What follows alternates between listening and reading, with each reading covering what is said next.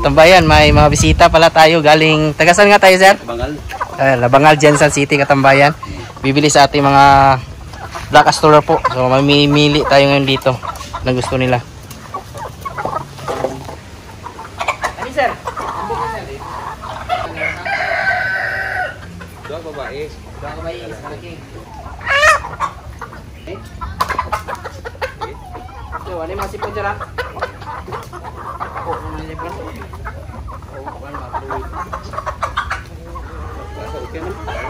Ano mga itlog ganyan? Oh, itlog yan, sir. Ito to, balay ko. Ano yun? Ano yun, dako niyo. Ano sir, dako kayo ni sir. Dako kayo. So, yan Katambayan. Tatlo yung kinuha ni sir sa atin. At saka ni ma'am. Bibili pa kami, balik. Balik pa yan sila. Yan Katambayan, nagbigay din po tayo ng Intenso Plus ni sir. Ano yun? Oh, bigay na kayo. Ano na kayo? Alito na, Intenso Plus. Sir, umutang na ko din sila. Susunod na sila. Tatlo yung kinuha ni sir sa atin at saka ni ma'am. Salamat sa kanila. Nara. Yung ating incubator pala ngayon ay halos puno. So may daragdag pa po tayo sa susunod na linggo po ng mga 200 po na order. Digo City yung ating i-deliveran. So tama-tama din ma-out natin yung last natin o yung una nating niload dito. So sa 144 po na itlog, yung fertilized na may laman nasa 120. So sana mapisa lang yung kahit 100 dyan kasi 100 yung order natin sa unang order. Automatic may isang 10,000 na po tayo.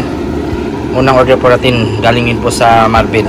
Para naman po malaman natin yung itlog po natin ay may laman, so nagkakanling po tayo dito 10 days po after na may lagay natin yung ating mga itlog po sa incubator. So 10 araw, klarong-klaro na po yung ugat po ng sisiyo dyan. So sa gabi tayo nagkakanling at naiiwasan kasi natin yung pagkanling yung mga sirang itlog na pag nagkataon hindi natin nakanling sa loob ng 10 araw, hindi natin alam. May mga time na sasabog yung itlog, mabaho dito sa incubator, kaya kung maaari magkanling po tayo para ma-eliminate na po natin yung mga posibleng mangyari po, pagbasag, pagsabog.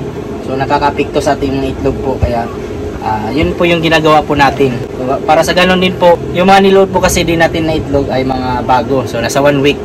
So tamang-tama, yung hatching rate po niyan mataas pag ganun yung ating i-load. Gaya po ng ating nangyari po sa ating mga itlog na niload po. Talaga sinisigurado po natin na good na good po yung itlog.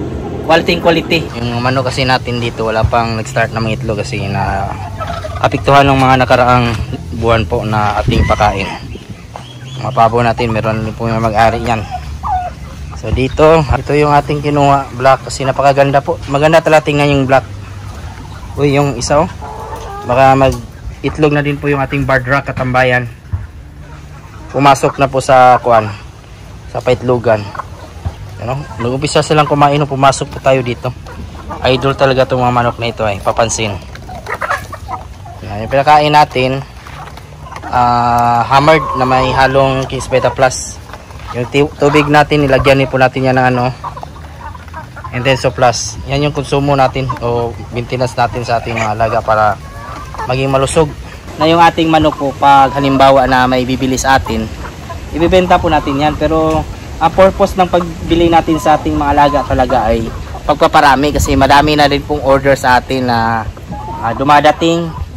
Sabi ko nga, marami tayong order po. May nagbayad na po sa atin, 3 po yung transaction natin. Nasa mga ano yung ating ibibenta ay ibibigay. 350 heads yung ating transaction po na nabayaran na. Down payment lang naman po. So lahat ng tatlong transaction ay nakapag-down na. So yan yung importante dyan, na sigurado talaga yung kukunin yung 350. So ito, sana kung hindi mabenta natin to, makapag-itlog na to ngayong buwan o sa susunod na buwan, kasi ang meron sa atin kasi halos lahat dito ay Black Astoller. Maganda po, napakagandang tingnan. Pansin ko po sa ating mga black, talagang mas matipay po kumpara sa mga ano natin, Rhode Island. Pero yun nga, Rhode Island natin number 1 po sa bintahan. Kaya hindi po natin o hindi po natin winawala yung ating tawag nito, Rhode Island. So yan, may decal brown din po tayo kasi may naghanap din po, lalo ng mga artil. Pero ang pinakasilabot na mga sisiyo natin ay yung ating ano talaga, decal brown. Yan, So nasa 45 po, nabawasan ng 3, nasa 42 na lang yung ating mga alaga. So kung may bibili pa, bibenta natin, wala mong problema po yan kasi yun nga, buy and sell tayo dito. Pwede natin gawing buy and sell din po yung ating mga binili po ng mga materialis. So sa mga gusto lang naman, so yan yung mga diskarte po natin para kung halimbawa po na may gusto bumili, at least mga pera din po tayo kahit papano. Kakapera naman po tayo sa buy and sell, nagpumapatong po tayo ng nasa 200 to 300 kada ulo. So saan ka po maghanap ng ganong pera? Kung mabintahan tayo kanina, nabintahan tayo ng 3. So nasa ano na po yung ating benta o kita natin, nasa 900. So isang araw lang naka 900 po tayo, malaking tulong na po talaga yan. Ngayong araw pa ito pag-usapan po natin kung alin ba sa dalawa mataas yung presyo, yung RTL ba natin o yung mga laying. So para po sa akin, mas maganda yung o mas mataas yung presyo ng mga RTL, lalo na po pag yung edad na po ay tumuntong na po sa 6 months. So tamang tama ito, yung mga ganito na kalaki ay ano na po talaga, pwede na po mag-umpisa either ngayong buwan o di kaya sa susunod na buwan o 15 days mula ngayon once na makastahan. So ito para sa akin mas mataas, nasa 1.2 talaga ito, pero yung binigay po natin sa ating kaibigan ay nasa 1,000 per head lang po. So ano lang po, naka-discount na din po sila sa atin. So hindi po masyadong nagbibigay tayo ng mahal. Tamang-tama lang po na kumita rin po tayo. At sa mga laying naman po, kaya mas mura yung laying para sa akin na nasa 1,000. Once na yung ating mga laying ay umidad na po ng nasa 1.5 years. Pinaka pinakababa na bigay ko ay nasa 1,000. Pero pag laying po nakakaumpisa pa lang po ng 6 to 8 months, so pwede natin ibenta po ng kumbaga 1.2 o depende yan sa inyo, pero sa atin nagbabase tayo sa edad ng laying kung ibababa natin yung presyo. May mga minsan kasi na umabot na ng 2 years po ng itlog araw-araw, yun nga sa 2 years na edad ng ating mga laying, maaari na lang pong kunti na lang yung natitirang buhay nila sa pag-itlog o yung production po nila. Baka isang taon na lang po, mag-stop na po, kunti na yung i-produce na itlog. Kumpara po sa mga bago po na gaya po nito, 6 months, ay once mag-start na mangitlog, umaabot po yan ng 2 years. Sunod-sunod yan, tuloy-tuloy. Unless na lang po pag mag-molting yung ating mga alaga. Kasi may mga time talaga yung mga breeders natin, yung mga babae nagbo-molting yan, so humihinto yan ng konti, at tumabalik naman po yan. So depende din po yan sa pagkain po natin, sa vitamins. So importante po sa pag-aalaga ng mga breeders, ay may katuwang po tayo na vitamins na ibinibigay. Kung ano po yung vitamins na ibinibigay nyo po, yung sa atin King's Vita Plus Animal Feed Supplement naman po yung ating binigay. Pwede ihalo sa tubig, pwede din po ihalo sa feed. So gaya po natin pinapakain ngayon.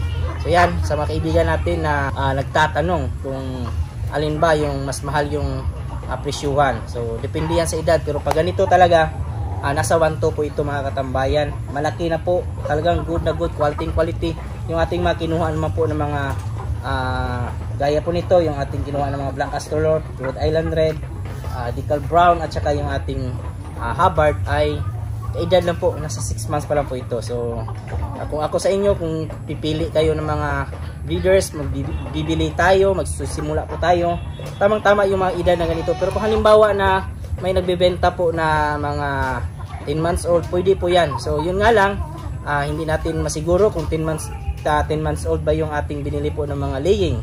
Depende po yan sa tao, kredibilidad niya po. Pero sa atin, nagsasabi po talaga tayo ng totoo. Kung halimbawa na bibili sa atin ng mga laying, sinasabi natin yung edad. Kaya sigurado din po sila na kung ano po yung desisyon nila, yung laying ba o RTL yung bibilhin nila. Kaya sa ating mga kaibigan dyan, pwede po yung edad yung pagbasihan nyo po. 1 year old na mga laying o yung edad ng manok, nangingitlog na, pwede po natin nasa 1.2 or 1,000, 1.1. So ganun po. Pero pag RTL, 1.2 dapat. May sasagutin po tayo na kaibigan nito na tanong. Tinatanong din po ito ng mga kaibigan natin kung kailangan ba natin ng permit kung mag-alaga po tayo ng manok.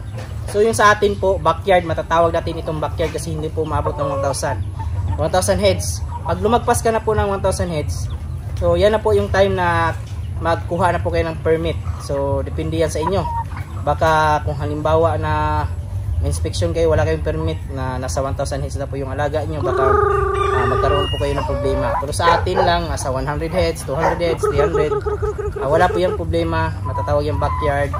So hindi na kailangan ng permit, barangay clearance, o kung ano po yung mga kailangan sa pagmamanok. So walang problema, hindi ka mamumblema po dyan. Basta linisan nyo na po palagi yung kanyang kapaligiran, Kung tayo po ay may kapitbahay, linis lang po para sa ganun hindi po tayo mareklamo. O hindi tayo reklamo sa barangay o di kaya sa city. Maaari pong mareklamo po kayo pag masyadong marami at hindi kayo naglilinis. Madami kasi yung langaw na dadapo sa atin. Maaari din po pumunta sa kanila. Kaya linisan natin. Yung sa atin hanggang 200 heads lang po talaga tayo. Maximum. So 100 yung minimum po natin na pwede natin alagaan dito. Kung ano po yung kaya natin, yun na po yung alagaan natin para hindi tayo problema. Madali naman po pag-market ng manok, basta importante lang, quality lang yung ibigay nyo po, walang sakit. At manood din po kayo ng mga tutorials po kung paano po ang pagbenta. May mga tutorials din po tayo, o kahit yung mga kaibigan po natin na nag-YouTube, nagbibenta sa tabing daan, online, so mga ganun po na mga diskarte na maaaring makatulong sa pagbenta ng ating mga alaga. Yan na po yung maganapan ngayong araw at maraming salamat po pala sa mga bago po nating subscribers and viewers. Welcome po sa aking channel at kung kayo lang po napadaan ngayon, sana po i-consider nyo po na subscribe yung ating YouTube channel. I-follow at i-like din po yung ating Facebook page Manok Tambayan. Nag-upload na rin po tayo doon. Malaking tulong po yan. Kung may mga katanungan naman po kayo, ilagay lang po sa comment section at ating sasagutin. At huwag kalimutan i-click yung notification bell para sa mga susunod na videos. Bago muna tayo magpaalam, shoutout muna natin yung ating mga kaibigan dyan na si Carl Malinaw, Rick Slim Vlog. At sa mga hindi ko naman po na shoutout, isa-shoutout ko lang kayo sa susunod. Maraming salamat, God bless at ingat po kayo palagi. Bye-bye!